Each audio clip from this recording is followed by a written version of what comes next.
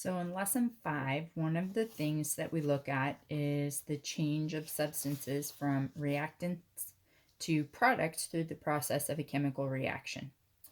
How we know that that reaction has taken place is that the properties of the product are different than the properties of the reactants.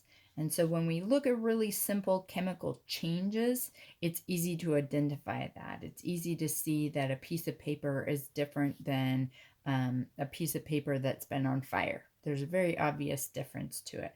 But when we're looking at chemical formulas, it's a little trickier to see the difference. So we're going to look at it a little bit to make sure that you have an idea of what you're doing when you're looking at that assignment for lesson 5. So I'm going to use just construction paper to show the difference between the reactants and the products in this case. So I'll put blue on the reactant side and red on the product side. And I'm going to use a little arrow to represent the arrow that we find in a chemical reaction to show that the reactants over here, the reactants react to produce the products. And so we can keep it organized visually what I'm going to show you guys. So the first one we're going to look at is really simple, but it's also something that you could do without any kind of Google searching at all because you know a lot about it. So we're going to start with water. This is a reaction that produces water where we're combining hydrogen and oxygen to end up with water. So we've got, let's see here, we've got 2 H2 molecules.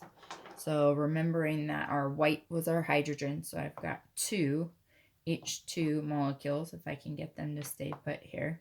2 H2, come on guys.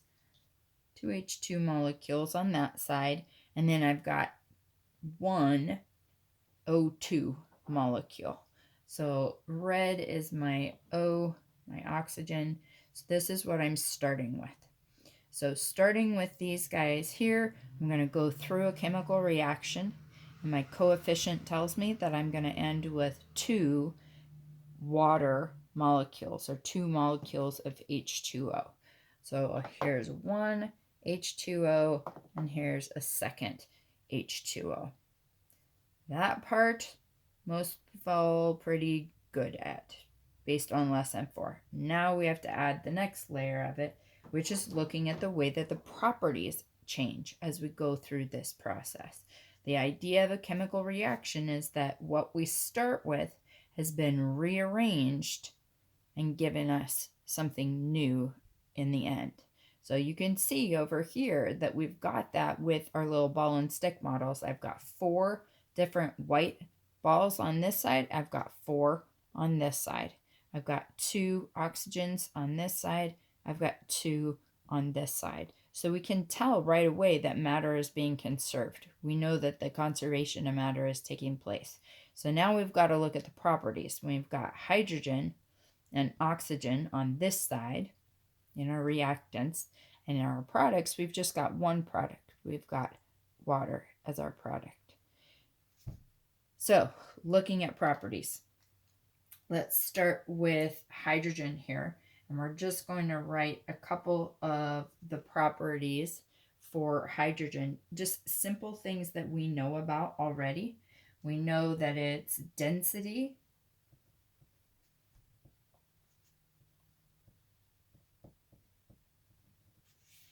is less than 1 gram per milliliter. I don't really care what it is, but I know it's less than 1. It's less than water. So density is less than 1. That's one thing I know for sure. I also know that it's a gas at room temperature. So I know about its density. I know it's a gas at room temperature. And I know that it explodes.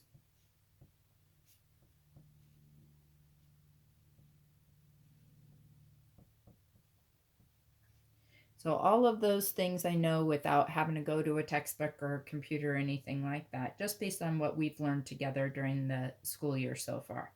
Oxygen, we can do that same set of facts with. So oxygen, I know its density too is less than 1.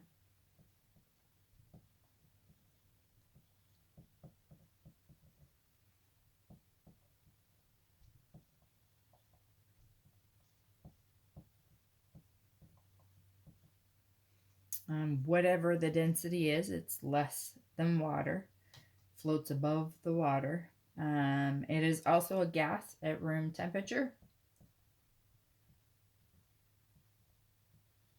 And it doesn't explode, but it does feed fires. It's combustible. I'm going to say, just to simplify life a little bit here, that it's flammable. For all of you who want to argue with me, I agree. There's an argument to be had. We're going to keep it simple for right now. So here's what we know about our reactants. And then if we flip it over, you guys know tons about water. We don't even have to think twice about this one here. We just have to write for a minute. First obvious thing, what we were just talking about, is it flammable? No, we use it to put out fires, as a matter of fact.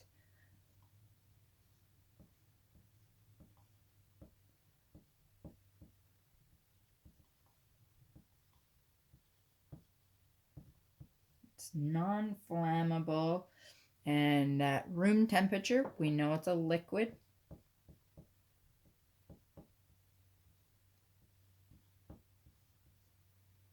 And finally, I know that its density is 1. That was one that we said, hey, you have to know what it is. So good, we know what it is. That will help us. Density equals 1 gram per milliliter.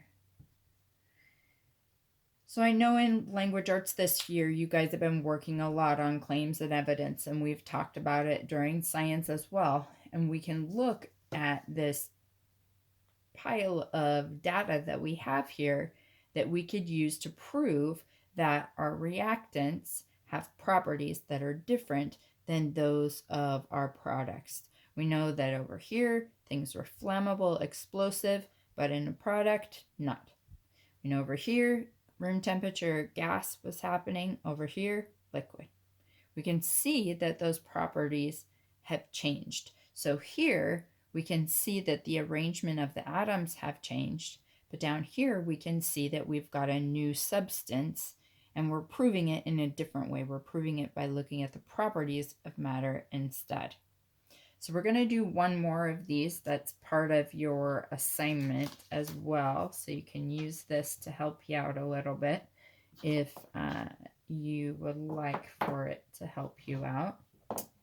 Where is my eraser? Here we go.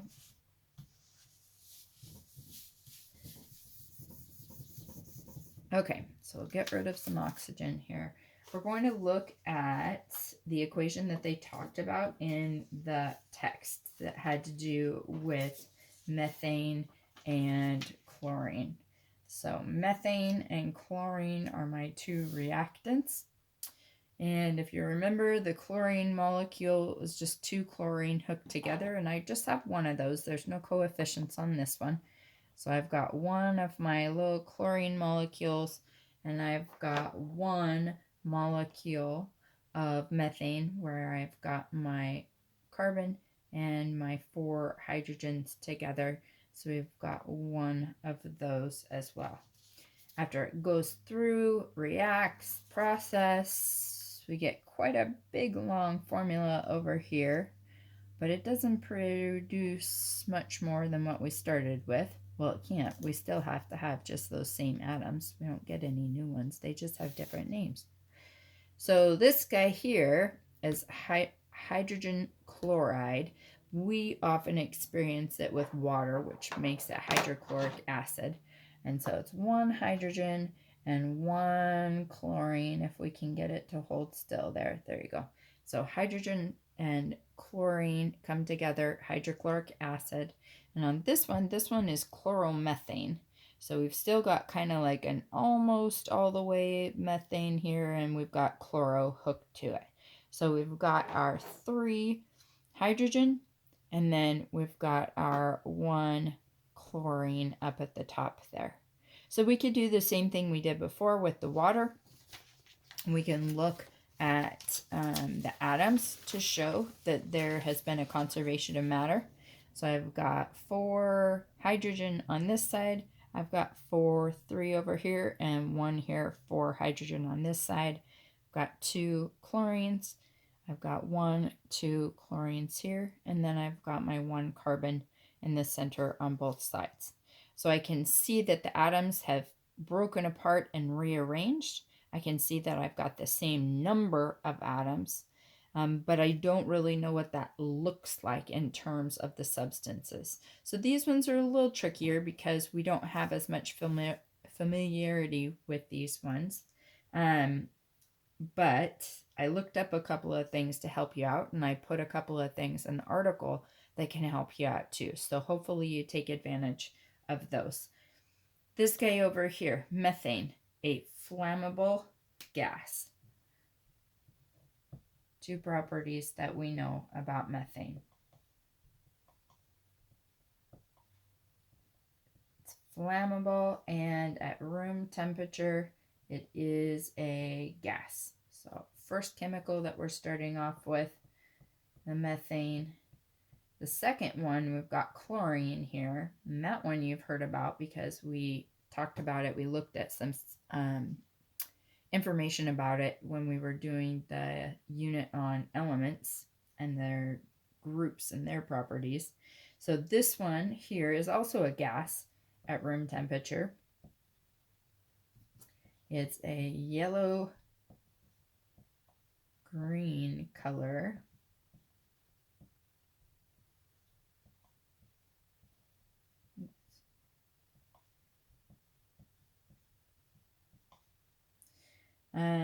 And I put down, I couldn't find a very good description of the smell, of the odor of it, but I put down that it smelled like bleach.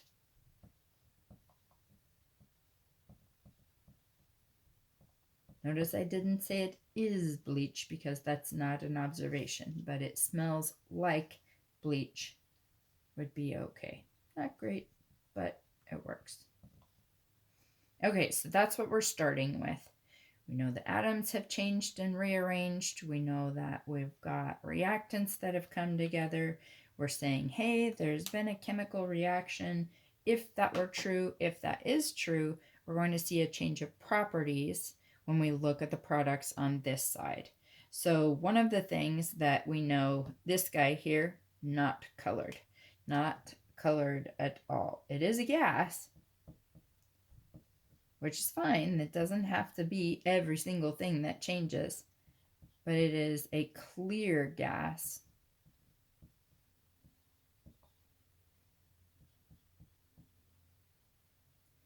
And it has a sweet smell. So if you want to imagine strawberries, great, go for it. Whatever sweet means to you, sweet smelling. So it's clear, it's odorless, it's colorless. I'm going to put that down here too. Jeez, I can't spell today, guys. That's sad. Okay, so we've got a list going there for our chloromethane. Hydrochloric acid, you know more about than you think you do. Remember I said when it mixes with water,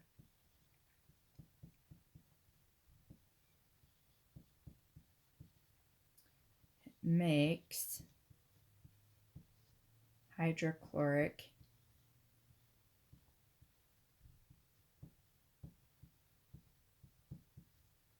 acid, which is the chemical name for stomach acid.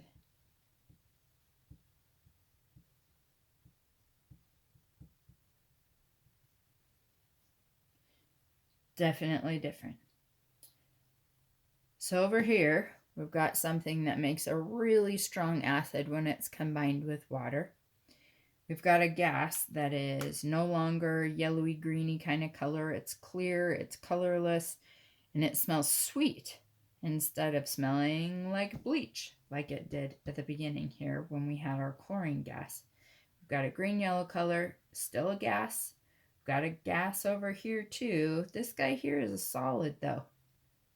We've got definite changes in properties from beginning to end. So we've got proof that a chemical reaction has taken place. This could be proof for us when we're looking at the actual formulas that bonds have been broken and atoms have been rearranged.